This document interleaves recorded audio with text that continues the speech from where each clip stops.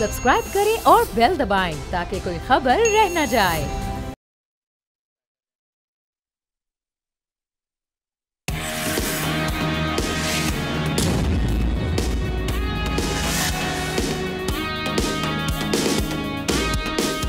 अस्सलामुअलैकुम, आप देख रहे हैं न्यूज़ पंच। मैं हूं आमना खटाना। जिस तरह से हम देख रहे हैं कि 26वीं आईनी तरमीम हुकूमत के लिए इस वक्त दर्द सर बनी हुई है। इस हवाले से रोज़ाना की बुनियाद पर हम देख रहे हैं कि मुलाकातों का सिलसिला जारी है और बेनतीजा ये मुलाकातें निकल रही हैं, लेकिन कहीं ना कहीं एक कंसेंसस जो डेवलप हुआ है वो भी ज़ेर बहस है। मौलाना फजल रहमान और साथ ही साथ पीपल्स पार्टी का एक मुसवदा ज़ेर बहस है। साथ ही साथ हम ये भी सुन रहे हैं जो इतलात आ रही हैं कि जी इस पर पीपल्स पार्टी और मुस्लिम लीग नून आइनी कोर्ट्स के क़याम के हवाले से तो वो तश्कील के हवाले से पीछे हट चुकी हैं। आइनी बेंच जो है उसके हवाले से अब मुशावरत का सिलसिला जारी है। इस सिलसिले में आज मुलाकात भी हुई प्रेसिडेंट आसिफ अली जरदारी की और प्राइम मिनिस्टर शहबाज शरीफ की। अब ये डिस्कशंस तो हो रही हैं, मैं देख रही थी इस हवाले से इरफान सिद्दीकी साहब जो कि मुस्लिम लीग नून को रिप्रेजेंट कर रहे हैं, वो ये कह रहे हैं कि कल सेनेट का इजलास इस हवाले से बुलाया जाएगा और वहाँ पे शायद ये आइनी तरमीम जो 26वीं है इसको पेश भी किया जाएगा। अभी कंसेंसस किस हद तक डेवलप हुआ है, क्योंकि ये सेनेट का इजलास कॉल करना, ये मामला किस जानिब जा रहे हैं और क्या मौलाना साहब जो ड्राफ्ट सामने रख चुके हैं उस पर हुकूमती जमात पूरी तरह से तैयार है उसको अपनाने के लिए। बहुत सारे सवालात हैं। मैं पैनलिस्ट का तारुफ करवा देती हूँ। हमारे साथ आज हमारे रिपोर्टर होंगे इस्लामाबाद से फ़हद चौधरी साहब, उन्होंने हमें ज्वाइन किया है। एहतशामुल हक साहब हैं तज्जियाकार हमारे साथ। फ़हद शफीक वो भी एज एन एनालिस्ट हमें ज्वाइन करेंगे, आजकल सर्व भी करें की पोजीशन पे हैं, कोऑर्डिनेटर हैं प्राइम मिनिस्टर के यूथ प्रोग्राम फॉर सिंध उनके लिए। साथ ही साथ नवीद हयात मलिक साहब हैं, फॉर्मर प्रेसिडेंट हैं इस्लामाबाद हाई कोर्ट के, उन्होंने भी इस मामले पर हमें ज्वाइन किया है। कानूनी नुक्ता नज़र उनके इसके हवाले से भी जानेंगे। फ़हद चौधरी की जानिब सबसे पहले चलते हैं कि उनके पास खबरें क्या है इससे रिलेटेड। फ़हद, आपकी जानिब आ रही हूँ। इस वक्त तक मुलाकातें तो हम देख रहे हैं, ज़राए आपके क्या बता रहे हैं, इस वक्त क्या इतलात हैं, कितना कंसेंसस डेवलप हो चुका हुआ है? कल जो सेनेट का इजलास होने जा रहा है उसमें क्या आइनी तरमीम पास होने के लिए पेश की जाएगी या सिर्फ डिस्कशन होगी इस पर? और इस हवाले से जो JUI फे की और PTI की मुलाकात है उसमें क्या मुशावरत हो रही है, उससे रिलेटेड क्या बातें हैं? देखिए, ये आईनी तरामीम के हवाले से आज हुकूमत, उसकी इत्तेहादी जमातें, पीपल्स पार्टी, जमीयत उलमाए इस्लाम तमाम मुतहर्रिक हैं। और गुज़िश्ता रोज़ जो लाहौर में अहम मुलाकात हुई थी, सियासी बैठक हुई थी, उसमें जो मामलात तय किए गए उनको आज अमली जामा पहनाया जा रहा है और उसी की रोशनी में एक मुसवदे पर काम जारी है।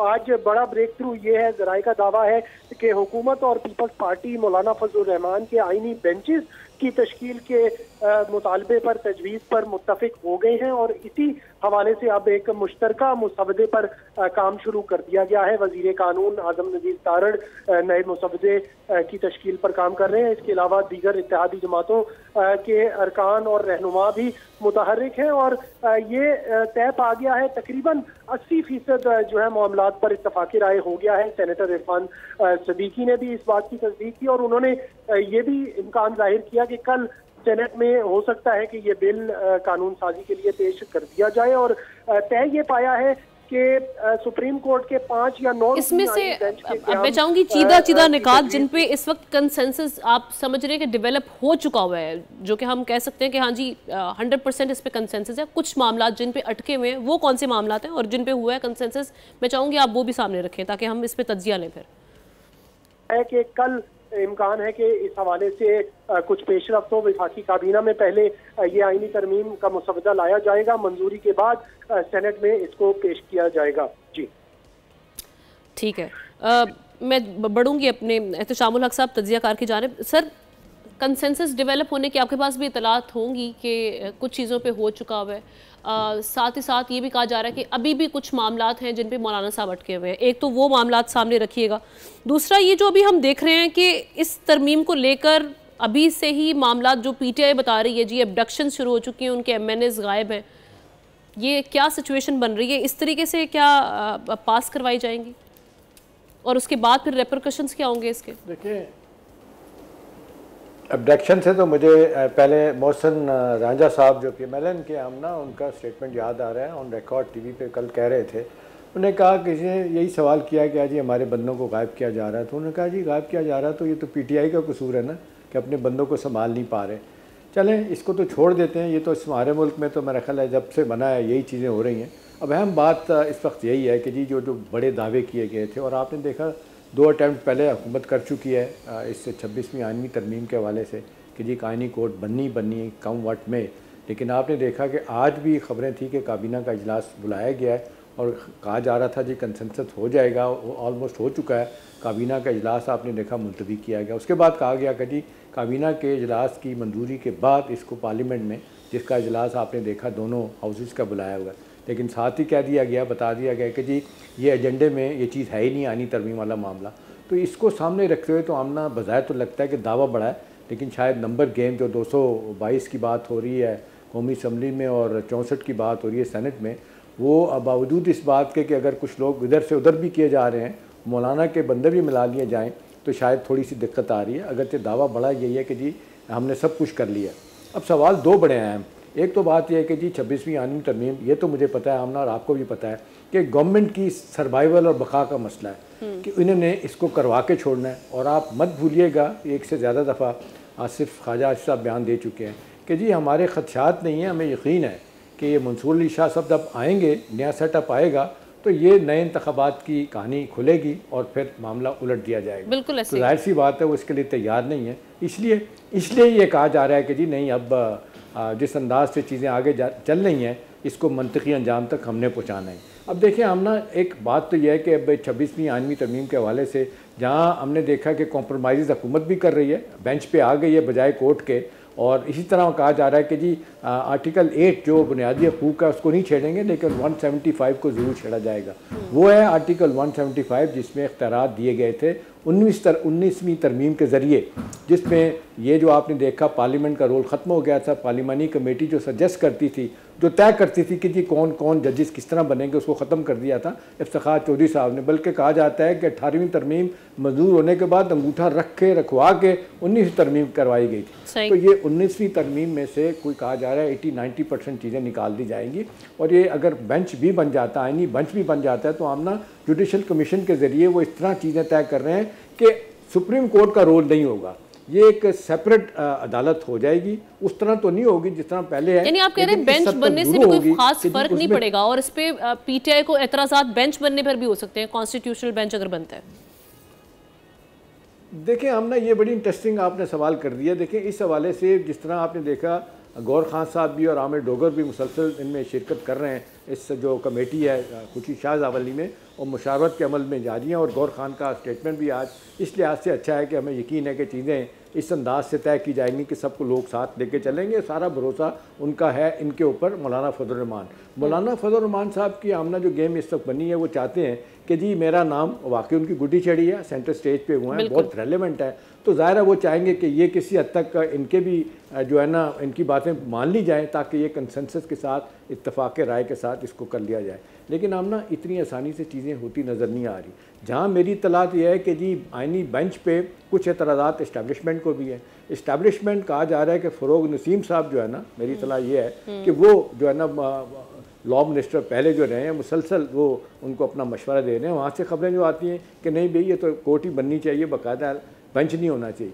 लेकिन साथ साथ उनको तसल्ली दी जा रही है कि जी ठीक है, ये जो हुकूमत अपने अहदाफ हासिल करना चाहती है कि जी ये मंसूर अली शाह साहब के आने के बाद मौजूदा सेटअप ख़त्म नहीं होगा, तो ये चलता रहेगा। और फिर for all times to come ये तो एक बहुत ज़्यादा रोल हम देखते हैं कि सुप्रीम कोर्ट का है कि हर छोटी बड़ी बात में वो सामने आते हैं और उनको उसको रोका जाए। वायदे भी आज आपने देखा हामिद खान साहब ने जो 2 लेके गए थे अपीलें इनके लिए अपना आईनी अदालत के ख़िलाफ़, उनको उन्होंने वापस ले लिया, ठीक है ना। अब बहुत सारी चीज़ें हैं। अब कहा जा रहा है कि गौर खान साहब चाह रहे हैं बानी पीटीआई से मशवरा करके, मेरी इत्तलाक के मुताबिक आमना गौर खान साहब बड़ी हद तक जो है ना वो चाहते हैं कि मौलाना फजल रहमान के साथ बैठ के हम कुछ जो है ना कोई फ़ायदा ले सकते हैं या कोई इसमें से अपने लिए कुछ चीज़ें ऐसी निकाल सकते हैं तो हमें निकालनी चाहिए। लेकिन उनकी मुखालफत आपने देखा, ट्विटर पे देखें, अदरवाइज देखें सोशल मीडिया पे उनके खिलाफ धड़ाधड़ जो है ना उनको गालियाँ, उनको लेके डाउट्स पाए जाते हैं पीटीआई सपोर्टर्स में। हम वो मामला, आखिरी बात अब ठीक है, आखिरी बात आमना ये है कि फेस सेविंग करनी है, किसकी होगी, कैसी होगी। गेम बाकी आखिरी मरहले में दाखिल हो चुकी है। इतलात यही है कि हुकूमत करेगी, ये इट्स क्वेश्चन ऑफ टाइम, आज कल परसों। और मेरी इतला यही कि बंदे उन्होंने मार्क कर लिए हैं। कौन से बंदे हैं? आज by the way Akhtar mangle साहब ने जो कहा था हमारे मेंबरों को अगवा किया जा रहा है, वो खातून उनकी आज टीवी पे, अभी हमारे टीवी पर बता रही थी, उन्होंने कहा जी मैं तो मौजूद हूँ, मैं अगवा की गई होती, मैं यहाँ कहाँ से आती।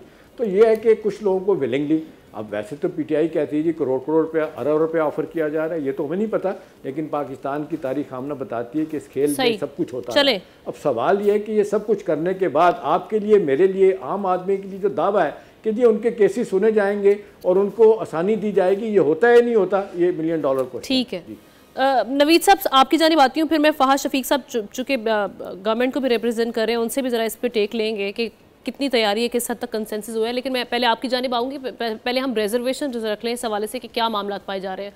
हम ये देख रहे हैं कि वकला फ्रेटर्निटी में एक धड़ा है जो कि इस हवाले से ऑब्जेक्शंस रेज कर रहा है, और इस हवाले से हम देख रहे हैं कि एहतजाज की तैयारियाँ भी की जा रही हैं और पटिशन्स भी दायर की गई, प्लीज़ भी हमने देखी कि मुख्तलिफ हाई कोर्ट्स में दायर की गई हैं।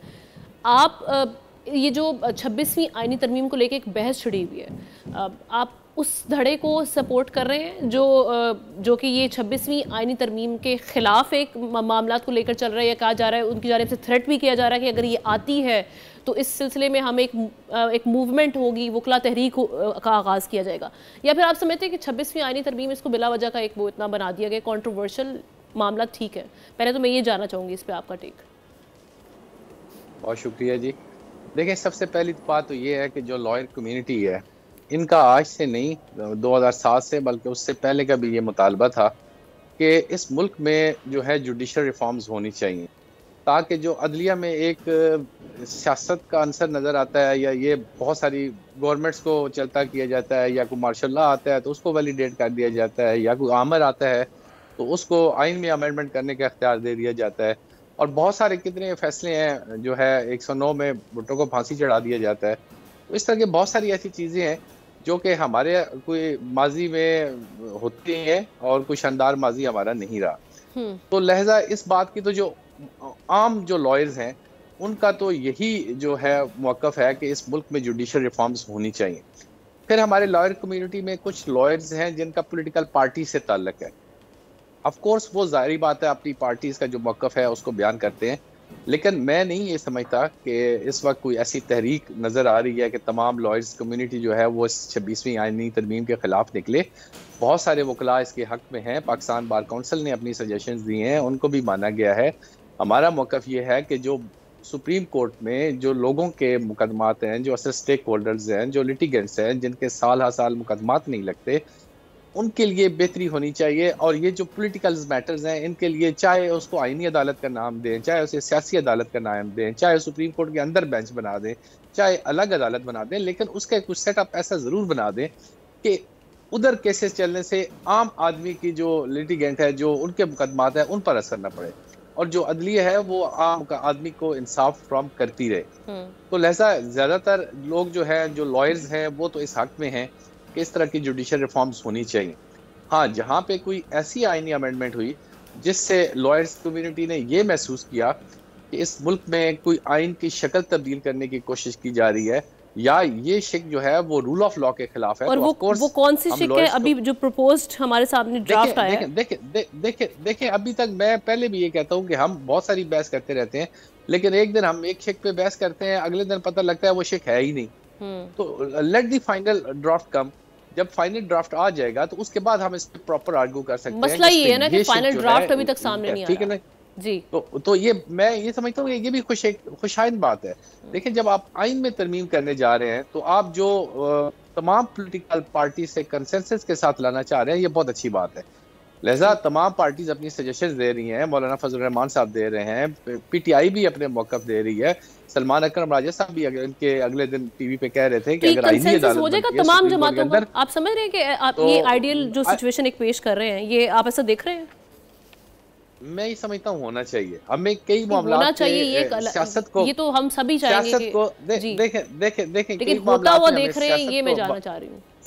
सियासत को बलाएताक रखते हुए मुल्क को तरजीह देनी चाहिए, और जो मुल्क की बेहतरी के लिए चीजें हैं उस पर हम तमाम सियासतदानों को इकट्ठा होना चाहिए। देखिए, ये अगर इकट्ठे ना हुए तो नुकसान सिर्फ सियासतदानों का नहीं है या आवाम का नहीं है, ये पूरे मुल्क का नुकसान है। फाज साहब खास्ता हम चले जी सर, आपका टेक आ गया। फाज शफीक साहब की जानिब चलते हैं सर, कब से वेट भी कर रहे हैं सर। ये जो मामला अभी हो रहे हैं, ये तो एक अलग बहस के जी पब्लिक नहीं किया गया ड्राफ्ट या इस पे चलें जी। अभी हम देख रहे हैं कि कंसल्टेशन भी चल रही है, कंसेंसस भी कुछ मामला पे कह रहे हैं डेवलप हो गया है, पीटीआई इस पर क्या रिजर्वेशन रखती है, वो सब अलग चीज़ें। इसके तरीक़ाकार पर बड़ी उंगलियां उठ रही हैं और ये बाद में भी हॉन्ट करती रहेंगी। वो हम देख रहे हैं कि सोशल मीडिया पर बहुत सारे MNAs वो अपनी फैमिलीज बल्कि मुख्तलिफ TV प्रोग्राम्स में बैठ के भी इस बात पर बात कर रहे हैं कि जी उनके फैमिली मेम्बर्स को उठाया जा रहा है नंबर्स पूरे करने के लिए। और जिस तरीके से हमने देखा था कि एक जो अफरा तफरी पहले जिस तरीके से इसको अमेंडमेंट्स को पास कराने की कोशिश की गई थी इतवार के रोज़, उसको देखते हुए लग रहा है कि वाकई पूरी कोशिश की जाएगी भरपूर तरीके से गवर्नमेंट की जानिब से कि इसको पास कराया जाए हर हाल में 25 अक्टूबर से पहले। आपका कमेंट। बिस्मिल्लाहिर्रहमानिर्रहीम। आपका आमना, सबसे पहले तो अच्छा हुआ आपने मुझे सबसे एंड में लिया। माशाल्लाह आपने बड़े सीनियर एडवोकेट्स को पैनल में बिठाया हुआ है और डेफिनेटली मैं यूथ प्रोग्राम को रिप्रेजेंट करता हूँ जो प्राइम मिनिस्टर के हैं, वो कोऑर्डिनेटर हूँ सिंध का प्राइम मिनिस्टर यूथ प्रोग्राम का। लेकिन definitely as a political worker चीज़ों को समझते भी हैं और देखते भी हैं, इलेक्शन भी लड़ते हैं, तो काफ़ी सारी चीज़ों की हवाले से नॉलेज है और पार्टी को रिप्रेजेंट भी करते हैं। तो देखें, जो आपने सबसे पहला सवाल किया, मैं आपको एक बात ये पूछना चाहता हूँ कि हम इसको क्यों कंट्रोवर्शियल बना रहे हैं। आइन में तरमीम करना, आइन बनाना पार्लियामेंटेरियंस का काम है और वो ही कर रहे हैं। वो नहीं बनाएंगे तो कौन बनाएगा। दूसरी बात कि आपने गवर्नमेंट की स्ट्रैटेजी देखी कि वो हर पॉलिटिकल पार्टी को अपने साथ इसमें लूप में लेना चाहती है। इवन अपोजिशन में इस वक्त मौलाना फजल रहमान साहब काबिल एहतराम है हमारे लिए, वो अपोजिशन में बैठे हुए हैं, लेकिन गवर्नमेंट ने उनको भी इस पे अप्रोच किया और उनको भी बीच में लिया। जैसे कि आपने देखा कि कल बड़ी अच्छी मीटिंग रही जिसमें मियां नवाज शरीफ थे, प्राइम मिनिस्टर थे शहबाज शरीफ, बिलावल भुट्टो जरदारी साहब थे, मौलाना साहब खुद भी थे, जो भी जिसकी रिजर्वेशंस थी उसको डिस्कस करके, और ये इसको मतलब हर पॉलिटिकल पार्टी के साथ मिल के लाना चाह रहे हैं। अच्छा, दूसरी वजह ये कि हम इसको इतना सारा डिस्कस करके, मुझे ये समझ में नहीं आता कि मतलब कि कोई ऐसी नई चीज़ तो नहीं है, पार्लियामेंटेरियंस ने आइन बनाना है और टाइमिंग पे बहुत सारे सवाल उठ रहे थे, इसलिए हम देख रहे हैं कि इस हवाले से डिस्कशन या डिबेट हो रही है। देखिए टाइमिंग अदालतों के जो मामला चलते रहे वहां पर एक जो बहरानी या वहां पर पोलराइजेशन की बात चलती रही, उस सिलसिले में हमने देखा। फाद साहब, सॉरी टू इंटरप्ट यू।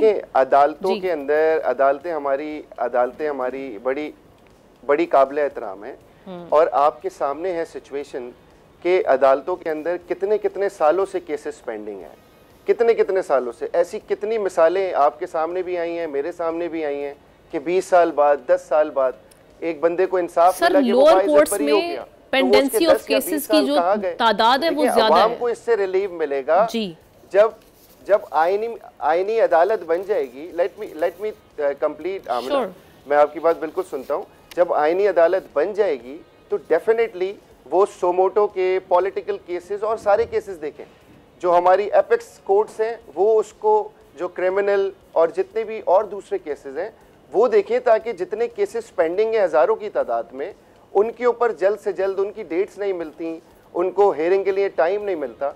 तो आप मुझे बताएं ना, क्या ये गलत है? और ये गलत है कि पार्लियामेंटेरियंस आइन में तरमीम कर रहे हैं, तो और किसका तरीकाकार पे सवाल उठ रहा था फाद साहब, मैंने आपसे तरीकाकार पे ये करें अमेंडमेंट, लेकिन जिस तरीके से कोशिश की गई पहले अफरा तफरी में, क्या तरीका उस पे मौलाना साहब ने ऑब्जेक्शन रेज किया। सारी पॉलिटिकल पार्टीज जो कि असेंबली में होती हैं, मौलाना साहब के पास डेफिनेटली जब पहले इसको लेके आया गया था तो मौलाना साहब के कुछ ग्रीवेंसेस थे, उसके ऊपर बैठ गए, उसको डिले कर दिया। अब मौलाना साहब ने कल रात में, आपने प्रेस कॉन्फ्रेंस अगर देखी हो तो मौलाना साहब ने भी ये बात बोली कि हम काफ़ी हद तक उस पर पहुँच चुके हैं और आपके सामने चीज़ें देखें। पीटीआई को भी ऑन बोर्ड ले रहे हैं, जो पार्लियामेंट के अंदर एक कमेटी बनी हुई है जिसका आज भी इजलास हुआ, कल भी इजलास है, उसमें पीटीआई भी बैठती है, लेकिन वो अपनी कोई प्रपोजल के साथ नहीं आ रही। तो और जहाँ तक रही बात कि ख़रीदो फरोख्त, देखें ये आपको भी अच्छी तरीके से पता है और पूरी पाकिस्तानी अवाम को अच्छी तरीके से पता है कि जब जब कोई पीटीआई की मर्जी के ख़िलाफ़ चीज़ हुई उसके ऊपर वो नेगेटिविटी शुरू कर देते हैं। देखें पहले भी इन्होंने जब जब आईनी तरमीम आई उसके ऊपर बोला कि हमारे लोगों को हिरासत किया जा रहा है। अभी वैसे आपके नंबर्स पूरे हैं, पीएमएलएन की तैयारी पूरी है। रांझा ने एक बात बोली, तो अपने लोगों को मजबूत करें ना। सर नंबर्स ये अल्हम्दुलिल्लाह देखिए जो एक चीज ला रही होती है मतलब हुकूमती जमात है, PMLN हुकूमती जमात है, डेफिनेटली जो हमें मतलब हम चाहते थे कि मतलब हमारे लीडरान भी चाहते थे, प्राइम मिनिस्टर भी चाहते थे, मियां नवाज शरीफ भी चाहते थे और बिलावल भुट्टो क्योंकि हमारे यानी वो जो कह रहे हैं कि वो भी ये नंबर्स पूरे करने के लिए टैक्टिक्स यूज किए जा रहे हैं, ये जो इल्जामात सामने आ रहे हैं ये सब आप मेजॉरिटी में आप इन सबको, ये तो हमेशा का उनका वतीरा है। आप मुझे बताएं जी, आप मुझे बताएं क्या पहले जब पहले भी इन्होंने इल्जाम नहीं लगाए, कितने कितने इल्जाम लगाए। मैं आपको एक बात बताऊं, जो 3.5 साल की हुकूमत थी इमरान खान साहब की, उसमें इल्जाम लगाने के अलावा कोई और काम हुआ है? कोई मुझे यार डेवलपमेंट का काम बता दें, कोई और काम बता दें, सिर्फ इल्जाम तराशी, चले ये चोर ये डाकू, ये चोर ये डाकू। देखिए आप इस तरीके का जेस्टर कब तक देते रहेंगे? आपकी जीरो डिलीवरेंस थी। आज अल्हम्दुलिल्लाह हमें चाहिए कि हम इसमें बैठ के टॉक शो में SCO को डिस्कस करें।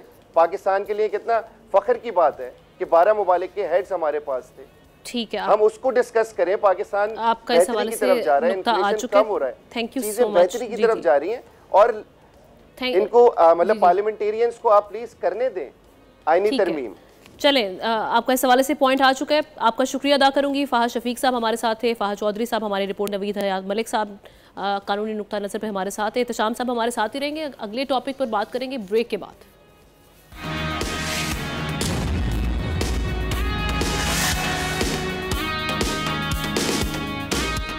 Welcome back. आज हमने देखा कि एक खबर सामने आई, चेयरमैन FBI राशिद महमूद लंगड़ियाल ने इंकशाफ ये किया कि मुल्क के जो आपके 5% अशराफिया है, वेल्दियस्ट टॉप हैं, वो टैक्स अदा नहीं कर रहे। दूसरी जानिब हमने ये भी देखा कि FBR ने सेल्स टैक्स फ्रॉड में मुलव्वस माफिया के खिलाफ क्रैकडाउन शुरू कर दिए। इस सिलसिले से हम देख रहे हैं, इस हवाले से FBR के मातहत इदारे इंटेलिजेंस एंड इन्वेस्टिगेशन के रीजनल डायरेक्टरेट्स ने मुल्क भर में 5 कंपनीज़ के खिलाफ उनके जो CFOs हैं, चीफ फाइनेंशियल ऑफिसर समेत टैक्स फ्रॉड में मुलव्वस मुलजिमान को गिरफ्तार कर लिया है और कौमी ख़जाने को 1 अरब से ज़ायद का नुकसान पहुंचा है इन गिरफ्तार मुलजिमान की वजह से। एक जानिब हम देख रहे हैं कि महंगाई होने के बावजूद जो सबसे ज़्यादा मुतासरा तनख्वाहदार तबका वो ताजरों से 1550% ज़ायद टैक्स अदा कर रहा है। रवा माली साल के अदादो शुमार अगर हम आपके सामने रखें, सिर्फ 3 माह में जो आपका सैलरीड तबका है उन्होंने मजमूई तौर पर 111 अरब रुपए इनकम टैक्स में अदा किए हैं। अच्छे नंबर है जो पिछले माली साल की निस्बत 56% से ज़्यादा है।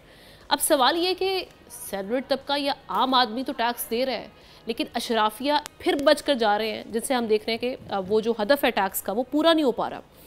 इस सेगमेंट पर बात करने के लिए एहतशामुल हक साहब इन हाउस पैनलिस्ट तो हमारे साथ हैं ही, इसके साथ साथ हमें बात करने के लिए टैक्स एक्सपर्ट हैं अशफाक तोला साहब, उन्होंने भी ज्वाइन किया है। बहुत शुक्रिया सर आपके वक्त का। ये 2 खबरें जो हमारे सामने हैं, FBR के चेयरमैन ये बात कर रहे हैं कि आपके टॉप 5 जो वेल्दियस्ट हैं वो अशराफिया है वो टैक्स अदा नहीं कर रहा। इसके साथ साथ हम ये देख रहे हैं कि जो इस हवाले से क्रैकडाउन भी किया जा रहा है और जो बड़े बड़े इंडस्ट्रियलिस्ट हैं उनके CFOs गिरफ्तार हुए हैं टैक्स फ्रॉड में। इन क्रैकडाउन से फ़र्क पड़ेगा कुछ, और ये जो अशराफिया टैक्स अदा नहीं कर रही कितना इम्पैक्ट करेगा इस मामले को? जी बिस्मिल्लाहिर्रहमानिर्रहीम। ये बेसिकली तो ये सेल्स टैक्स की मद में है और ये जो फ्लाइंग इनवॉइसेस के जो एक कार्टेल या जो मेनेस है उसको कर्व करने के लिए किए हैं। और मेरा ख्याल है ये ऐसा इकदाम है, अगर कोई भी फ्रॉड करता है उसके साथ ये सलूक होना चाहिए, बिकॉज कि अगर फ्रॉड करने के बाद अगर एक्सचेकर को लॉस होता है तो ये मेरा और आपका हक मार रहे हैं, बिकॉज कि अगर टारगेट पूरे नहीं होंगे तो ये फिर डायरेक्ट टैक्स में मुझसे और आपसे रिकवर किया जाता है। मगर ये कहते हुए मैं एक बात आपको ज़रूर कहूँगा कि अभी FBR ने एक एफिडेविट दिया है कि जी कि इस तरीके से आप लोग हर सारे CFOs या जो ऑथोराइज रिप्रेजेंटेटिव हैं या प्रिंसिपल ऑफिसर है उसको साइन करें। वो भी मेरा ख्याल है आपकी लॉ के खिलाफ है। तो हम इतने एक्सट्रीम पे नहीं पहुंच जाना चाहिए इंसान को कि जी कि एक तरफ आप कहें कि जी बिल्कुल लीनियंसी आपने छोड़ दी, दूसरी तरफ आप हर किसी को उठाने के चक्रों में और जेलों में बंद करने के चक्रों में। इसके साथ साथ आपको ये बात भी देखना पड़ेगी कि क्या आपका डिपार्टमेंट भी ठीक काम कर रहा है, क्या उनका नेक्सस नहीं होता इन चीजों में। अभी आपने सुना होगा कि एक बहुत बड़ा फ्रॉड हुआ था और उसका जो मेन परपिट्यूएटर था उसने या तो खुदकुशी किया, वो मुर्दा पाया गया, और उसमें ये जरूरी हमें पता था कि मेरा ख्याल है उसमें डिपार्टमेंट के भी कुछ लोग हो सकते हैं। दूसरी जानिब अगर मैं उन चीजों को देखते रहूं, एक और लड़का था जो दुबई भाग गया, तो हुआ हैज फैसिलिटेटेड देम। ये सबसे पहली इंक्वायरी होनी चाहिए कि क्या एफबीआर में एक माफिया खुद का इनका काम नहीं कर रहा कि जो 10% 15% दे के रिफंड करवाते हैं। क्या हमारी बिरादरी या कंसल्टेंट बिरादरी में ऐसे लोग नहीं है जो उनके नेक्सस के साथ मिले हुए और बोनाफाइड शेयर जो टैक्स पेयर्स हैं उनके बेचारों के रिफंड रुक जाते हैं। फास्टर के रिफंड जो 7 दिन में क्लियर होने चाहिए अब 2-2 महीने में क्लियर हो रहे हैं। आप ये एफबीआर को नहीं नजर आ रहा, एफबीआर को ये भी नजर आ जाना चाहिए कि पिछले इसी छमाही में जुलाई सितंबर में आपने अराउंड 40 बिलियन के सेल्स टैक्स की फास्टर रिफंड दिए थे, इसमें तो 15 दिए, तो ये भी तो सफोकेट करते हैं और लोग ये इंटाइस होते हैं फिर कि यार गलत काम करें। तो मैं ये समझ रहा हूँ कि ताली 2 हाथ से बज रही है। ऐसा नहीं है कि कोई अकेले ही ये करे और जिससे इनकम टैक्स का कोई ताल्लुक नहीं। हाँ, ये मैं जरूर कहूंगा इनकम टैक्स का मसला ये जरूर रहा है हमारे साथ कि हमने जब एमनेस्टियां दी हैं, उस एमनेस्टी का जो खद्दो खाल था, जो 2018 की एमनेस्टी की बात करी तो वो कुछ और था, और कुछ इन्फ्लुएंशियल लोगों ने अपने फेवरेट कंसल्टेंट्स के साथ मिलके, बड़ी फर्मों में कुछ जो मौजूद थे लोग, उनके साथ मिलके उन्होंने वो एमनेस्टी के खद्दो खाल को चेंज करवाया। अब वो चेंज होने से आपको ये हुआ कि वो डिस्टॉर्शन आ गई। अब आप किसी भी जो हाई एंड या हाई नेटवर्थ इंडिविजुअल उसके टैक्सेशन पे जाते हैं तो उसकी पूरी एमनेस्टी डिक्लेयर है।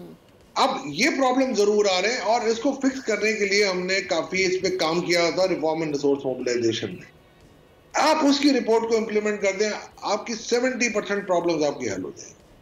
ठीक है, एहतशाम साहब आपकी जानिब आ रही हो। एक तो जिन मसाइल की जानिब इन्होंने अशफाक साहब ने हमारी वहाँ पर तवज्जो दिलाई है, मुझे ये बताइएगा कि एक तो उन मसाइल पर हम काम नहीं कर रहे, एफबीआर के चेयरमैन खुद ये आकर इंकिशाफ भी कर रहे हैं कि जी एफबीआर में भी जो लोग हैं किस तरह से वो रिफंड्स पे भी पैसे लेते हैं, और उसके अलावा हम ये वाले मामला भी देख रहे हैं कि जो वो ये खुद बात कर रहे हैं कि जी आपके जो इशराफी है वो टैक्स अदा नहीं कर रही, फिर आपने हदफ भी 12.9 ट्रिलियन सेट कर दिया है एफबीआर ने, जो रेवेन्यू टारगेट है।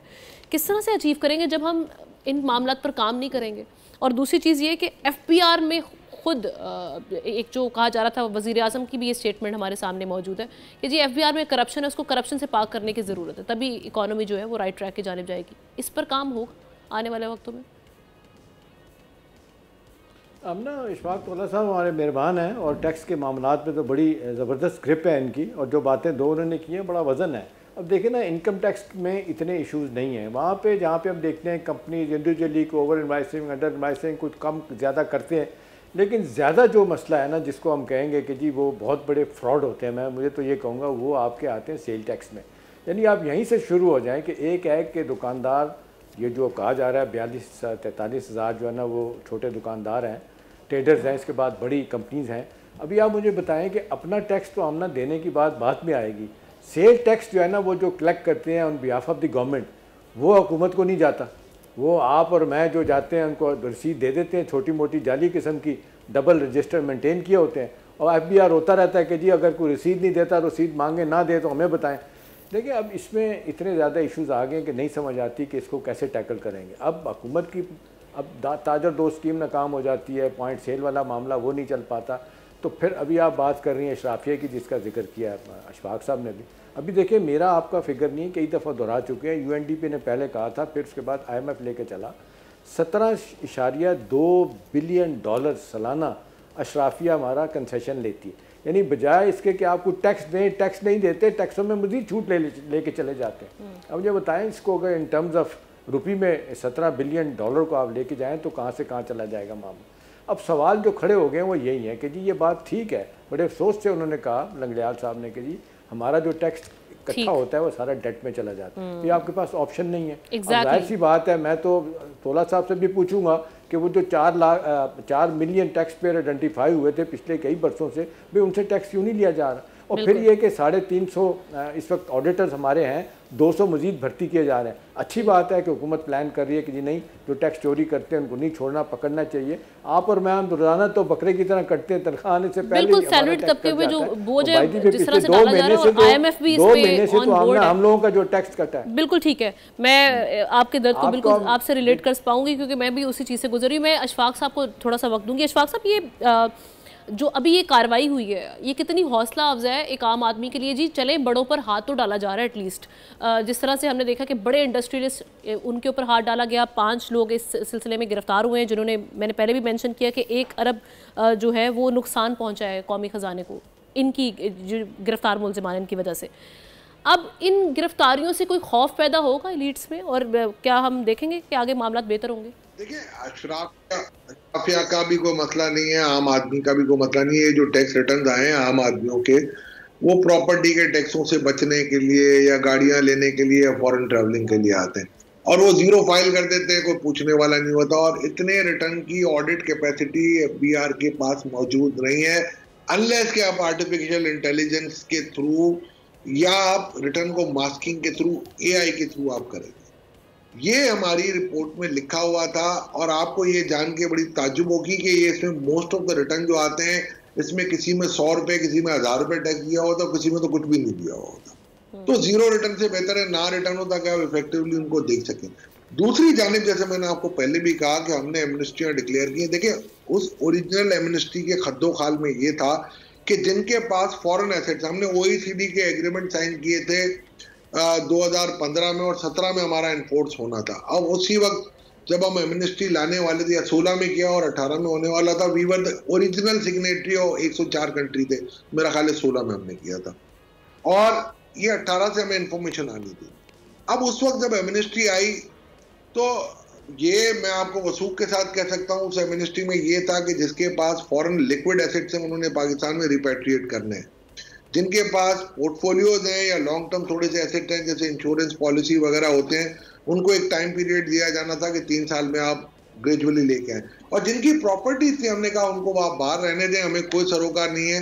एक उनकी जो रेंटल इनकम होगी, पहले आप उसका आप हमें 5% या 4% दे दीजिए, और उसकी जो रेंटल इनकम होगी उसको आप हमें यहाँ पर टैक्स दे देंगे, या एक परसेंटेज हम फिक्स कर लेंगे। अब उसके पूरे खद्दो खाल को जिस तरीके से चेंज कराया गया जी। ये इस कौम के साथ ज्यादती की गई, जिसने किया उसने भी ज्यादती की, जिसने करवाया उसने भी ज्यादती की। इस पे आप इन्वेस्टिगेशन करें, और जो भी लोग शामिल हैं उनको आप पकड़ें। फिर आपने हाउसिंग 4 अरब से 6 अरब डॉलर आपने वहां से मंगवा लिए, और आपका क्या एंड रिजल्ट क्या है? कुछ भी नहीं, 0/0। वो पैसे आ गए आपके फंड फ्लो में आ गए, आपने इंपोर्टे खोल दिया, आपने टर्फ दे दिए, 4 बिलियन का वहां से फ्रॉड हो गया, और वापस रियल एस्टेट में वो इन्वेस्टमेंट चली गई। तो एमनेस्टी के फवायद भी हैं, नुकसानात भी। क्विकली जरा मैं चाहूंगी आपकी एक्सपर्टीज लेते हुए, आज इस वक्त सजेशंस गवर्नमेंट के लिए मौसर तरीके इस निजाम को बेहतर करने। तोला साहब, एक चीज़ बताइएगा, एमनेस्टी का आप जिक्र कर रहे हैं, एमनेस्टी के बारे में आपने देखा जिस तरह हमारे FBI के चेयरमैन भी बात कर रहे हैं कि जी ये टैक्सेशन सिस्टम को डिसफंक्शनल कर देती है एमनेस्टी। तो मेरा सवाल आपसे है कि आप ओवर द ईयर्स आप देख लें, 4वीं 5वीं पिछले चंद सालों में एमनेस्टी आई है, इतना पैसा कलेक्ट नहीं हुआ जितना लोगों को फ़ायदा पहुंचाया गया। तो मेरा आपसे सवाल है, आप बड़े माहिर हैं टैक्स से, आप बड़े अच्छे मशवरे भी देते हैं, आपको क्या लगता है कि ये कोई पॉलिटिकल मसला है कि इसकी वजह से देने पड़ते हैं, आपको हुकूमतों की मजबूरी होती है? आपके ख्याल में ये amnesty once and for all एक दफ़ा दे के पैसा इकट्ठा करें और फिर आइंदा बंद कर दें इसको? जी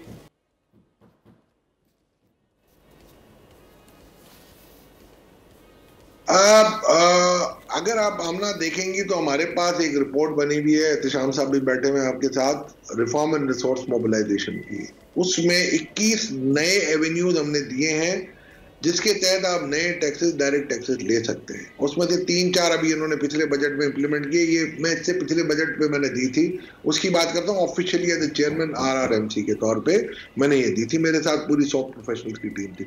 इसके अलावा हमने 14 ऐसे बताए थे इनको इकदाम जिसके तहत ब्रॉडनिंग द टैक्स बेस हो जाएगी। 32 इकदाम ऐसे थे जो हम कह सकते थे कि जहां पर जो आपको ईज ऑफ डूइंग बिजनेस और relaxation to the tax payer थी, और 14 ऐसे इकदाम थे जिसमें हमने कहा था कि अथॉरिटी की जो रेस्टलाइजेशन है बीआर की वो कैसे की जाए, उसकी अथॉरिटी को कैसे हम क्लिप कर सकते हैं। अब उस रिपोर्ट को ही सिर्फ आप देख लें, वो तो इंटरिम रिपोर्ट थी, फाइनल में बहुत कुछ आना था, उसी को आप इंप्लीमेंट कर दें। मैं आपको कहता हूं आप आराम से 14,000 अरब आज कलेक्ट कर सकते हैं, मगर आपने वो नहीं करनी, क्योंकि उसमें कुछ अशराफिया के लोग हैं जो कि नहीं चाहते, वो चाहते हैं गरीब टैक्स पे करता रहे। हम कितने भी हम इसमें कोशिश कर लें वो कामयाब नहीं होने देंगे, क्योंकि वो टैक्स उनके ऊपर पड़ रहा है। बिल्कुल ठीक है, आपका इस हवाले से टेक आ चुका है। मैं शुक्रिया अदा करूंगी इशफाक तोला साहब, एहतशामुल हक साहब हमारे साथ मौजूद थे। और अभी जो रहे हैं इसमें हम ये भी देख रहे हैं कि जो अभी टैक्स फाइल करने की तारीख है उसको भी एक्सटेंड कर दिया गया है 31 ऑफ दिस मंथ, यानी अक्टूबर की 31 तारीख तक आप अपना टैक्स फाइल कर सकते हैं। इसके साथ ही प्रोग्राम का वक्त ख़त्म हो जाता है। अपने पैनलिस्ट का शुक्रिया अदा करूँगी। आपसे मुलाकात होगी कल। अल्लाह हाफ़िज़।